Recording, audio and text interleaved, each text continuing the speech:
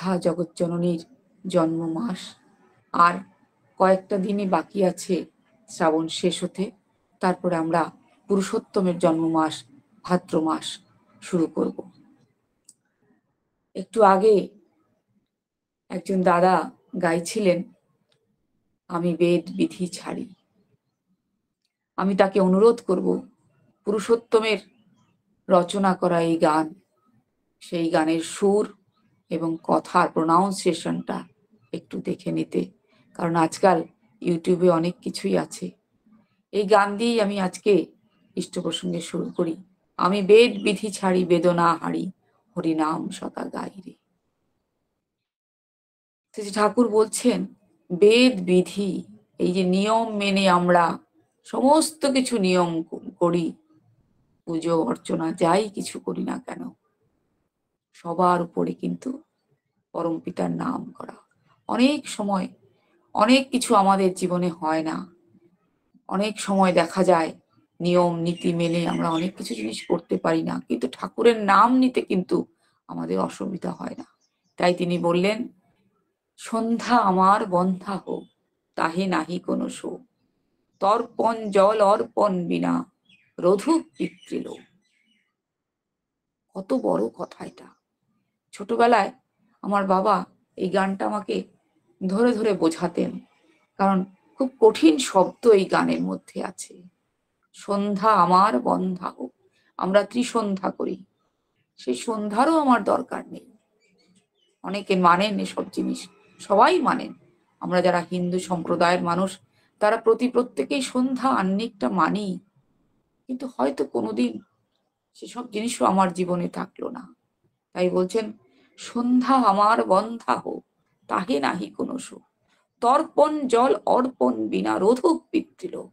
তর্পণ করি আমরা, পিতৃপুরুষের উদ্দেশ্যে তর্পণ করি, সেই অর্পণও যদি আমরা না করতে পারি, আমার পরিস্থিতির চাপে সন্ধ্যা আমার বন্ধা হোক, তাহে নাহি কোনো শোক, তর্পণ জল অর্পণ বিনা রোধুক পিতৃলোক। ঘোষুক জগতে নিন্দা খ্যাতি, সবাই নিন্দা করুক, তবু আমি ক্ষুব্ধ পরাণ চাহে গোবিন্দে, নামামৃতে সদা ভাসিতে, মুগ্ধ মানুষে আত্ম বিলিয়ে হরি হরি বলে নাচছে। আজ আমাদের প্রতিবেশী রাষ্ট্র আগুন হয়ে উঠল কাল 2-4 দিন থেকে, মানুষে হানাহানি।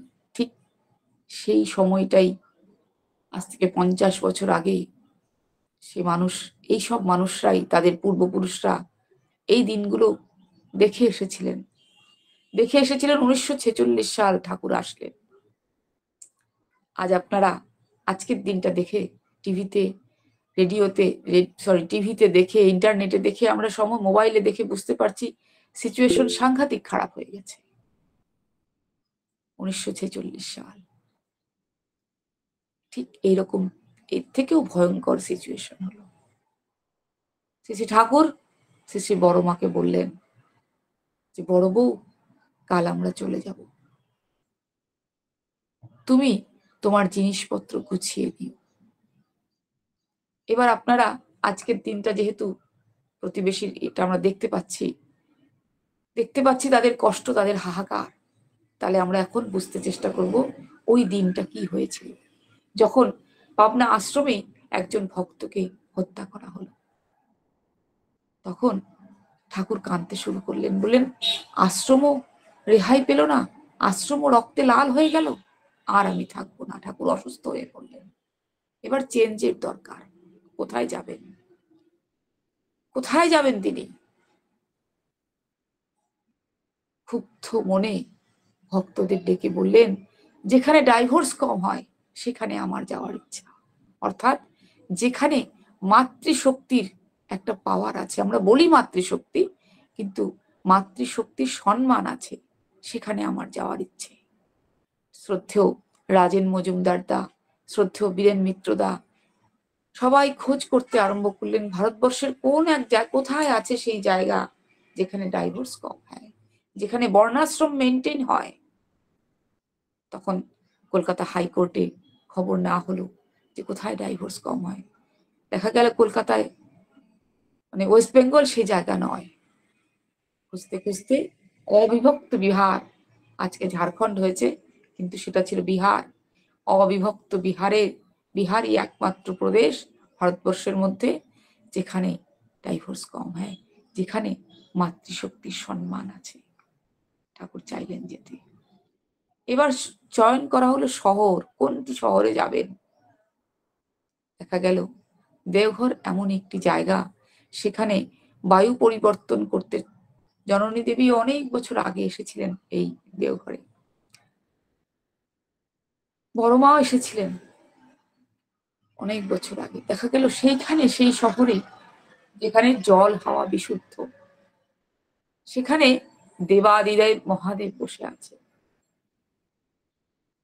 একমাত্র দেওঘর এমনই একটি জায়গা, আজকে শ্রাবণ মাস, দেওঘর এমনই একটি জায়গা যেখানে দ্বাদশ জ্যোতির্লিঙ্গের সাথে সাথে মা সতীর 51 পীঠস্থানেরও একটি পীঠস্থান।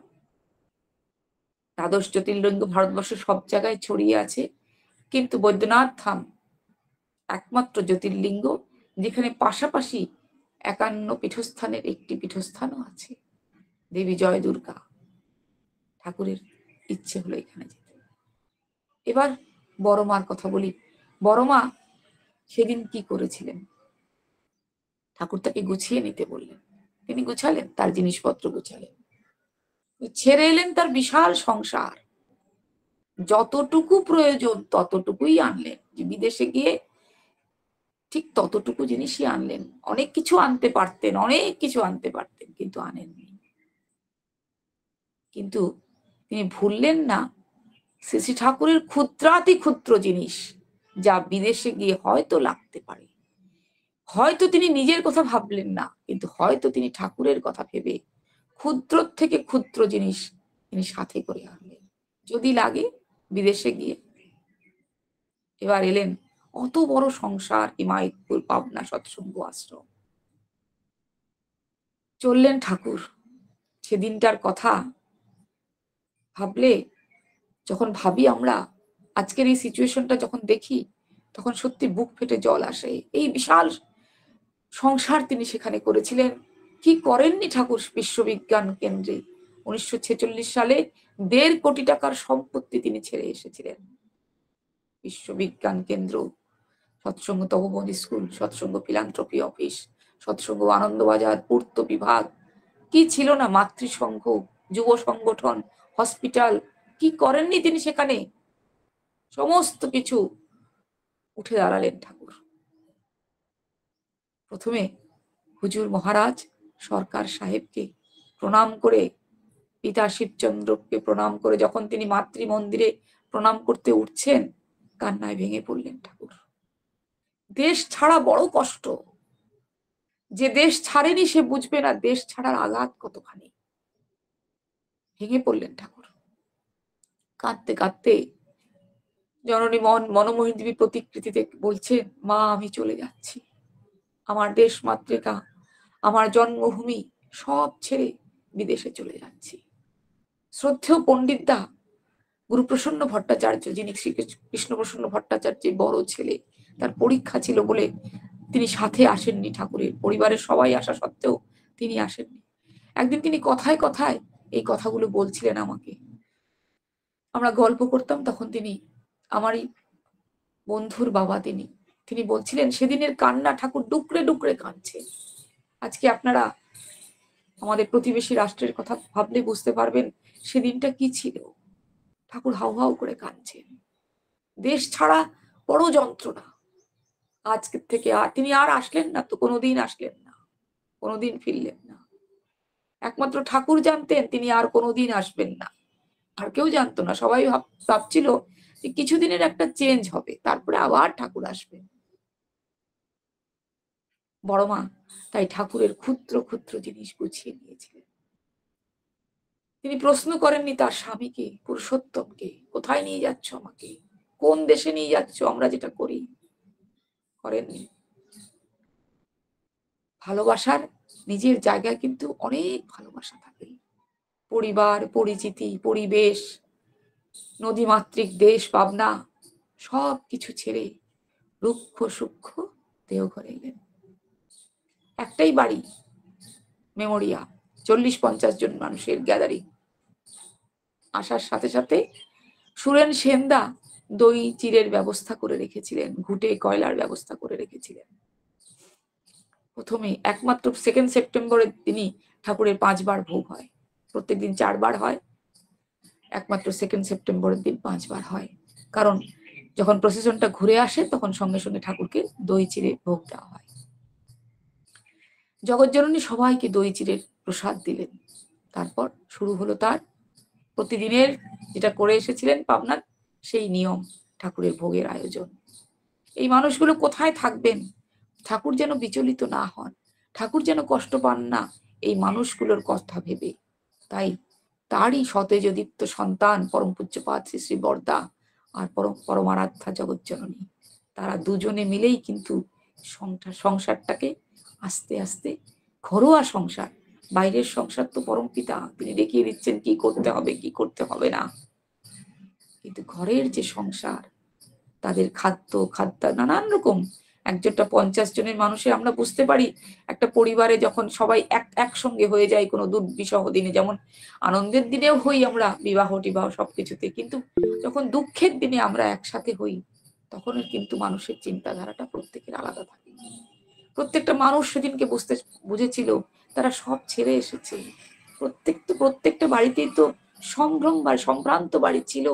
কিছু মানুষ হয়তো অভাবে থাকছিলেন ঠাকুরের সাথে, কিছু মানুষের হয়তো কষ্টে ছিলেন, কিন্তু কিছু মানুষ তো সম্ভ্রান্ত পরিবারের ছিলেন। তারা এক শুধু পুরুষোত্তমের দিকে তাকিয়ে তাকে মাথায় নিয়ে সেই সব ভক্তরা চলে এসেছিলেন, আশায় বুক বেঁধেছিলেন যে ঠাকুর আছেন আমাদের, আর কি চিন্তা। সত্যিই তাই। আস্তে আস্তে আস্তে আস্তে আজ বিশাল বৃক্ষ, বিশাল মহিরুহ হয়ে উঠল। যে যা তিনি ফেলে এসেছিলেন তার চতুর্গুণ তিনি করে দিলেন, তার জীবদ্দশাতেই সমস্ত কিছু তিনি করলেন। আর পরমারাধ্যা জগৎজননী তারই সংসার, সৎসঙ্গ সংসার, প্রত্যেকটি বাড়িতে কি খাওয়া হচ্ছে না হচ্ছে, ঠাকুর ভোগের পরে প্রত্যেক দিন বড়মা বেরোতেন, থলির মধ্যে পয়সা থাকতো, সঙ্গে থাকতো তার পরিচারিকা, প্রত্যেকটি ঘরে গিয়ে নক করে করে তিনি জিজ্ঞাসা করতেন আজকে কি খাওয়া হয়েছে বা খাওয়া আদৌ হয়েছে কিনা, সব তিনি খবর রাখতেন। একবার সৎসঙ্গ তখন এরকম তো ছিল না, প্রত্যেকের ঘরেই নতুন জায়গাতে যা হয় পরিবেশের সঙ্গে মানিয়ে নিতে, টাকায় পয়সায় সবকিছুতেই অসুবিধা তো ফেস করেছিলেন তখনকার মানুষরা। একদিন শ্রদ্ধেয় কৃষ্ণপ্রসন্ন ভট্টাচার্যের স্ত্রী প্রণাম করছেন ঠাকুরকে।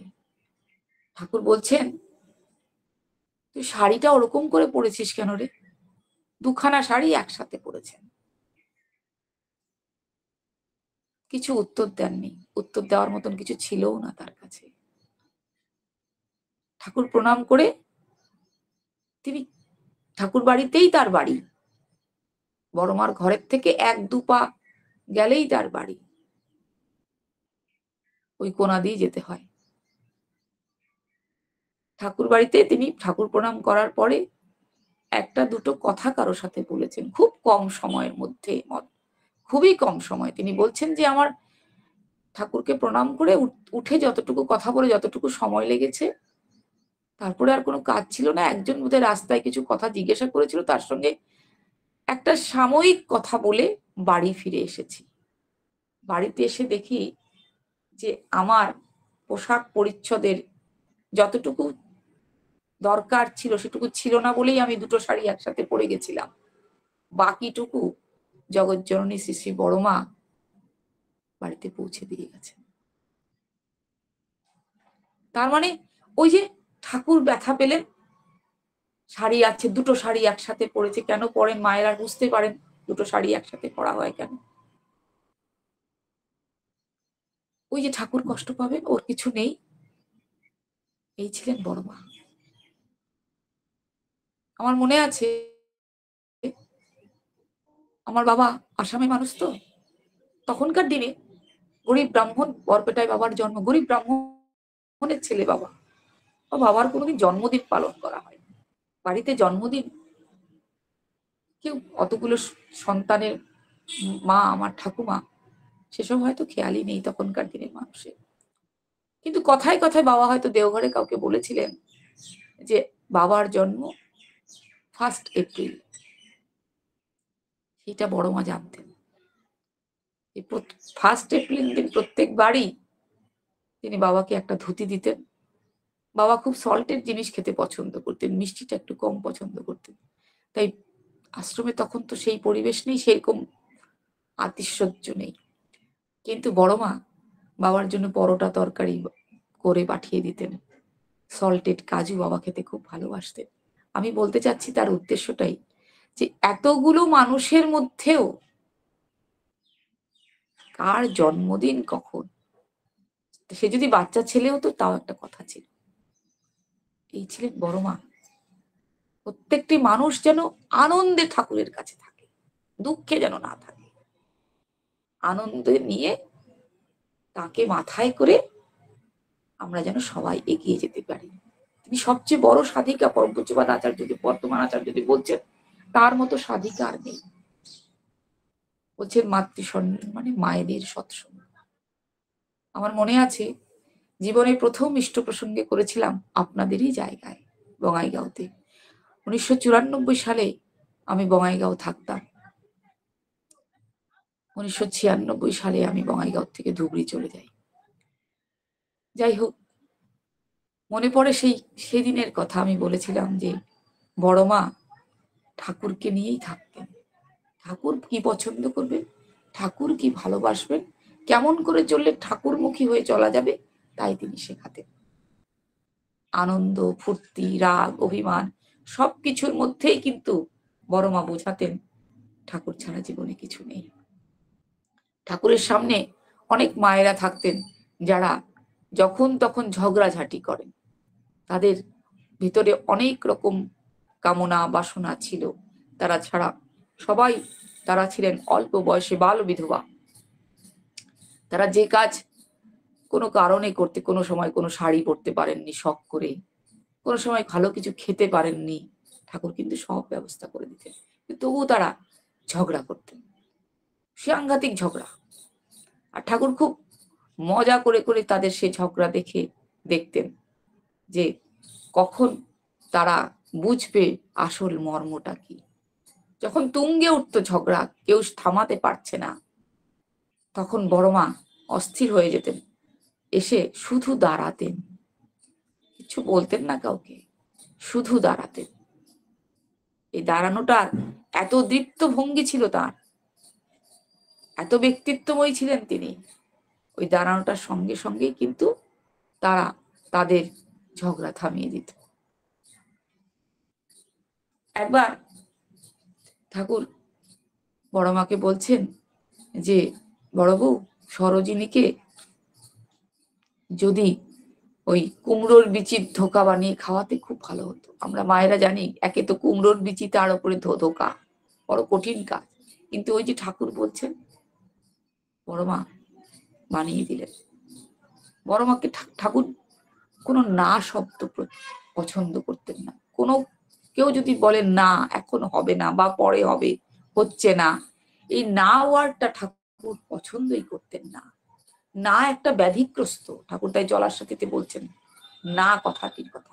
আমরা অনেক সময় না দিয়ে শুরু করি।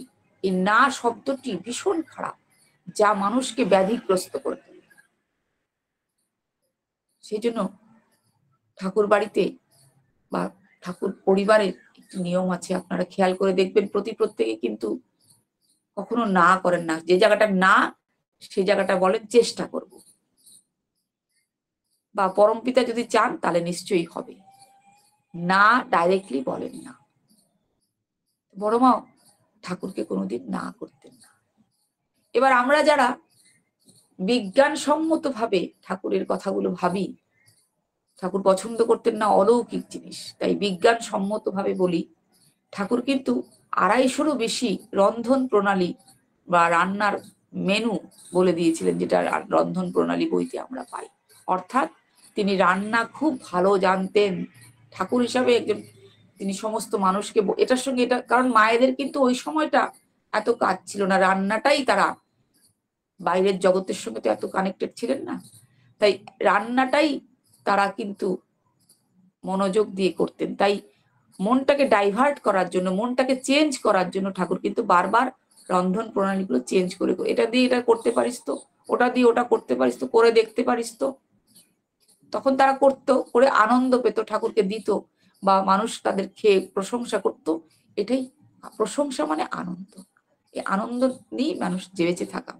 তো ঠাকুর যদি এত কিছুই জানেন, তাহলে ঠাকুর জানেন না যে চাল দিয়ে যখন আমরা পোলাও রান্না করি সেটার একটা টেস্ট হয়, আর ভাতের সঙ্গে ঘি মিশিয়ে কাজু কিশমিশ এলাচ দিলে যে তারও যে টেস্টটা, হ্যাঁ বড় মা যেহেতু তিনি সেই টেস্টটা আনার সম্পূর্ণ চেষ্টা করতেন, কিন্তু তার মধ্যে যেটা থাকতো সেটা এখনই করে দিচ্ছি। বড় মা ঠাকুর বললেন যে আমাকে পোলাও খেতে ইচ্ছে করছে, এখনই করে দিচ্ছি।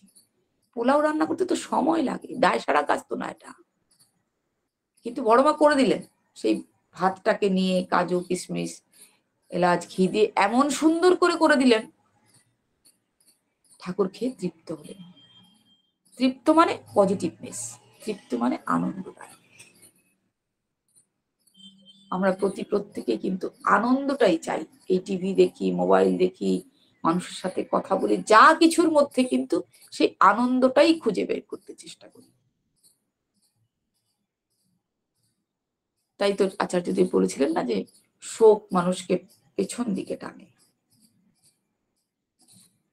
শোক আমাদের জীবনে সবার আছে, কিন্তু সেটাকে যদি নাড়াঘাটা করা যায় তাহলে কিন্তু আমরা পিছিয়েই পড়বো। এই যে জীবন যুদ্ধে আমাদের যে এগিয়ে যেতে বলছেন ঠাকুর, সর্বপ্রথম আমাদের দুর্বলতার বিরুদ্ধে যুদ্ধ করতে হবে।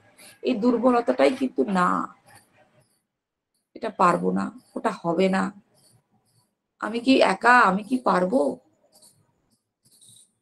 এক ভক্ত দাদা, তার স্ত্রী মারা গেছেন, তিনি একাই রান্না বান্না করেন, হঠাৎ তিনি প্যারালিটিক অ্যাটাকে আক্রান্ত হয়ে গেলেন। ছেলে তার বিদেশে থাকে, ছেলে ওখান থেকে যথেষ্ট চেষ্টা করে বাবাকে গার্ড করার জন্য, কিন্তু তারও সে বিদেশে না গেলে সেই যে বাবার টাকা পয়সার, বাবার যে ওষুধপত্র, সমস্ত কিছুই তার উপরে নির্ভরশীল। সে ছেলে মাঝে মাঝে দিশেহারা হয়ে যায় বাবার জন্য, যে বাবা ঠাকুরের কাজ করতেন অথচ বাবা প্যারালিটিক অ্যাটাকের একটা কাজের লোক আছে। তো একদিন তিনি একজন গুরু ভাইকে ডেকে বলছেন যে আমার মনে হচ্ছে আমার শেষ সময় এসে গেছে, আপনি আমার পাঞ্জাটা, আমি যদি কিছু হয়ে যায় আমার পাঞ্জাটা ঠাকুর বাড়িতে দিয়ে আসবে। তার উত্তরে সেই ছেলেটি বলছে, ভাই গুরু ভাইটি, ঠাকুর বলছেন হেগে মরার থেকে হেঁটে মরা ভালো, আপনি এরকম করে কথা বলছেন কেন। হয়ে গেল। তার কিছুদিন পরে ঠাকুর বাড়ি থেকে পাঞ্জা ডিপার্টমেন্ট থেকে বলছেন যে আপনার পাঞ্জাটা অনেকদিন রিনিউ হয়নি, আপনি রিনিউ করে যান। দাদা আমি তো অসুস্থ। তো ওখান থেকে বলছে আপনি সুস্থ হলে পাঞ্জাটা নিয়ে যাবেন। তখন তার মনের মধ্যে আশার সঞ্চার জেগেছে। সে বলছে ঠাকুর বাড়ির পাঞ্জা ডিপার্টমেন্টের থেকে যখন বলেছে তাহলে আমি ভালো হয়ে যাব। তো ওই ভাইটিকে বলছে জানো তো আমার এরকম, যদি এরকম ঠাকুর বাড়ি থেকে বলছে। তো সে ছেলেটি বলছে যে সেটাই তো কথা, আপনি যাজন করা শুরু করেন। কোথায় করবো, আমি তো হাঁটতে পারি না। তখন সেই ছেলেটি ওনার বাড়িতে আসলো, এসে তাকে একদিনকে গাড়িতে করে সৎসঙ্গে নিয়ে গেল, উনি যাজন করলেন, এভাবে চলতে থাকলো। সেদিনকে গুরু ভাইটি শ্রী দাদাকে গিয়ে এই পরম পূজ্যপাদ আচার্যদেবকে গিয়ে সেগুলো কথা জানিয়েছে। তো পরম পূজ্যপাদ আচার্য বলছেন ওনাকে তো একটা হুইল চেয়ার কিনে দিলে পারিস, তো হুইল চেয়ারে তোরা যখন যাজন ডিপিওয়ারকে যাবি ওকে নিয়ে যাবি, ওনাকে নিয়ে যাবি। তো ছেলেটি বলছে গুরু ভাইটি যে আগে আমরা ওনাকে হুইল চেয়ার কিনে দিয়েছি, আর ওনাকে আমরা নিয়ে যাই, এই কিছুদিন আগে 15 জন দীক্ষা হয়েছে। খুব খুশি হলেন আচার্যদেব। এই যে বাঁচার তাগিদ, একজন মানুষকে বাঁচিয়ে রাখার তাগিদ। মৃত্যু সত্যিকারের, মৃত্যু তো সত্য, প্রত্যেকটা মানুষের জীবনে আসবে। মৃত্যু মানে কিন্তু হেরে যাওয়া, যখনই হোক না কেন, সে বয়সের জন্যই হোক আর যে কারণেই হোক না কেন, পৃথিবীর থেকে চলে যাওয়া। সেই জন্য ঠাকুর মৃত্যু কথাটাই পছন্দ করলেন না, তাই বললেন মরো না মেরো না, পারো তো মৃত্যুকে অবলুপ্ত করো। ঠাকুর বারবার বলছেন যে আমি যদি পারতাম এই কাজটা করতে, সবাই যেন বেঁচে থাকে। বেঁচে কখন থাকবে মানুষ? আনন্দের দ্বারা। আর এই আনন্দটা কখন হবে? ওই যে বলছে, ক্ষুব্ধ পরাণ চাহে গোবিন্দে নামামৃতে সদা ভাসিতে, মুগ্ধ মানুষে আত্মবিলিয়ে হরি হরি বলি নাচে। আমি কিছু চাই না, আমি শুধু তোমাকে চাই। আমার লাস্টে বলছেন যে, চাহে না কোয়াল শৌর্য বীর্য, চাহে না পরাণ বিশাল রাজ্য, ধর্ম অর্থ কাম সকলই ত্যায্য, মুখের মুখে ছাইবে। তাকে নিয়ে চলার যে আনন্দ, তাকে পাওয়ার যে আনন্দ, সে আনন্দের কিছু কুল কিনারা নাই। ঠাকুর বাড়িতে এই যে এত দুর্যোগ আসে, সমস্ত ভারতবর্ষ জুড়ে, সমস্ত পৃথিবী জুড়ে দুর্যোগ আসে, কিন্তু কখনো কখনো আমরা সেই দুর্যোগে প্রত্যেকটা মানুষ কিন্তু দিশেহারা হয়ে যায়, কিন্তু পুরুষোত্তম ধামে কিন্তু তার আজ পড়ে না। এই করোনা মানুষের কষ্ট হবে বলে একটা প্রোটেকশন দেওয়া হলো, কিন্তু এই যে রায়ট হয়, অনেক সময় সাম্প্রদায়িক গন্ডগোল হয়, অনেক কিছুই তো হয়, দেওঘরে তার আজ পড়ে না। কিন্তু শুধু ঠাকুর বাড়ির অঞ্চলটুকু না, বাইরেও পড়ে না, কারণ পুরুষোত্তম কিন্তু শুধু ঠাকুর বাড়িতে আর থাকেন না, তিনি সর্বব্যাপী, সমস্ত জায়গাটা জুড়েই কিন্তু তিনি আছেন। তাই দেওঘরে কিন্তু তারা আজ পড়ে না। পুরুষোত্তম ধাম তাকেই বলে, যেখানে তিনি বিচরণ করেছেন। তার ইট গীত ধুলিকণা সব কিন্তু ঠাকুরের। যারা অনেকে বলেন, যারা বাইরে বিক্রেতা, যারা জিনিস বিক্রি করেন আশ্রমে, তারা ব্যবসায়িক ধান্দায় আছে। সত্যি তাই, ব্যবসায়িক ধান্দাতেই থাকেন তারা, কিন্তু তারা সেটা নিয়েই কিন্তু বেঁচে আছে। এই যে বেঁচে আছে, ঠাকুর বলছেন বাঁচাটাই আনন্দ, বাঁচাটাই জীবন। সেই সময় দেওঘরে সাম্প্রদায়িক গন্ডগোল না হলেও দেওঘর কিন্তু সব মাঝে মাঝেই উত্তপ্ত হয়ে থাকতো। আমরা যখন ছোট ছিলাম, সংঘাত আসতো ঠাকুর বাড়িতে, ঠাকুর বাড়ির নাম প্রতিপত্তি সেটা অন্যরা মেনে নিতে পারতো না যখন আমরা ছোট ছিলাম। সেই জন্য বারবার বিরক্তকর কিছু কাজ করা হতো, ভেঙে ফেলা হতো প্যান্ডেল, কলের পাইপ টাইপ গুলো ভেঙে ফেলা হতো, চুরি করা হতো। এগুলো ছোটবেলা, এখন আর এগুলো হয় না, তখন যখন ছোট ছিলাম তখন হতো। তখনই একবার শ্রী বরদার ক্ষুব্ধ হয়ে বললেন, এবার আর এখানে উৎসব হবে না। পরপর দুবার, একবার ভুবনেশ্বর, একবার 3বার বোধহয়, একবার ভুবনেশ্বর, একবার বর্ধমান, একবার দুর্গাপুর, এই 3বার বাইরে উৎসব হলো, ঋত্বিক কনফারেন্স গুলো বাইরে হলো।